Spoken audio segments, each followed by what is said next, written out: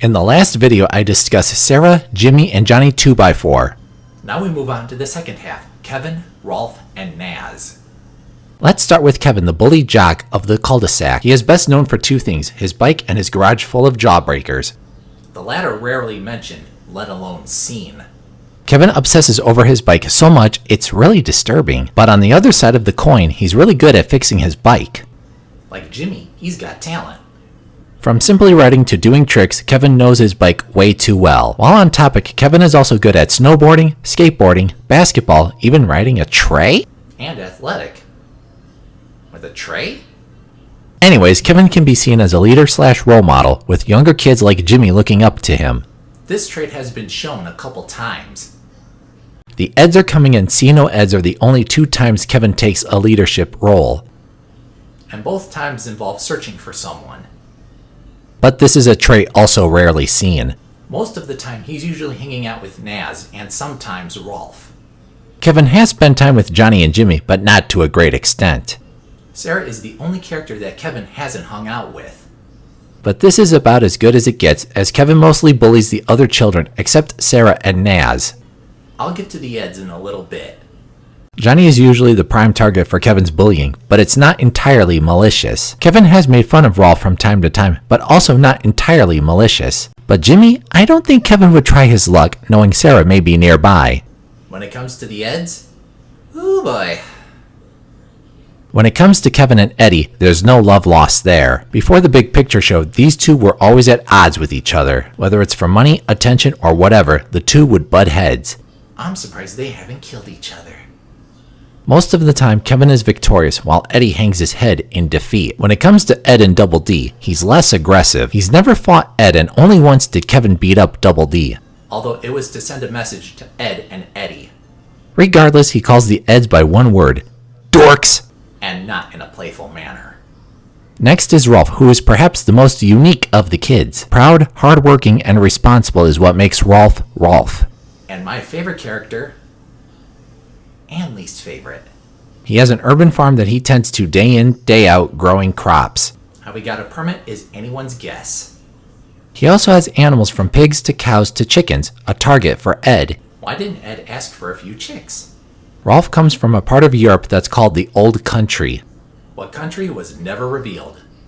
There was a slight clue in Wish You Were Ed where Rolf was wearing lederhosen, and in that there were mountains in the background means I'd guess either Switzerland or Sweden. But hey, that's... Rolf's attitude towards the other kids is mostly great. He shows respect and always has a good time with them. One of Rolf's quirks is that Rolf doesn't address the children by their proper names, but by their traits. Why he does this is anyone's guess. Another one of Rolf's quirks is what he says confounds the other children, including the Eds. Speaking of the Eds, Rolf's time with the Eds is usually good, but have butted heads a few times. Dueling Eds is perhaps the best example that Rolf held a grudge with Eddy. Take This Ed and Shove It is another example Rolf butted heads with the Eds. Rolf wants to be a barber, but the Eds already gave him a career, but Rolf had the last word. What's really bizarre is that Rolf hires Ed to help him out, from being his employee to watch his animals. That's an odd choice. But because of Rolf's good nature, he's an easy target for the scams the Eds conjured. From the fortune telling to the Shoe of Destiny, Rolf takes chances. In the end, Rolf gets the upper hand, especially in the former. Rolf is also the leader of the Urban Rangers, a Boy Scout-esque organization where they earn badges by helping around the cul-de-sac. The biggest mystery of all is why he speaks in the third person. Who knows? And we conclude the video with perhaps the most useless character, Nazz. She's the love interest of the boys in the cul-de-sac. She's also the captain of the Peach Creek cheerleading squad. And Eddy's babysitter. Despite her many appearances throughout the series, she had very few lines and hardly spoke. She even had an entire episode where every boy wants to win her over. But that alone isn't enough to make up for her short screen time. She also had the most voice actresses at 3. For such a minor character? Honestly, if you get rid of Nazz, it wouldn't change anything major. Speaking of, what kind of name is Nazz anyways? Let's not dwell on that because I couldn't find it. The biggest problem with Nazz is that she's very bland and too stock. Meaning her characteristics aren't original. Yeah, she's a blonde, ditz, airhead, whatever you want to call her, but I still call her shallow. She may have maturity, but that doesn't balance her character out. When it comes to the other kids, they happily accept her, especially Kevin, who is completely smitten with her. Once again, unoriginal. One good trait is that she doesn't get into a romantic relationship with any of the boys. Thank God for that. When it comes to the Eds, she doesn't mind too much unless they get on her nerves. While she can take care of herself, this is rarely used.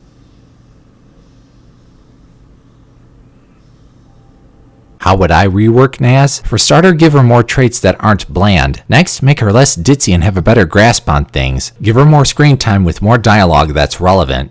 I could go on, but you get the picture. Thank God for Sarah, who is thus far the most interesting female on the show. Speaking of females, the Kanker sisters are next, so stay tuned.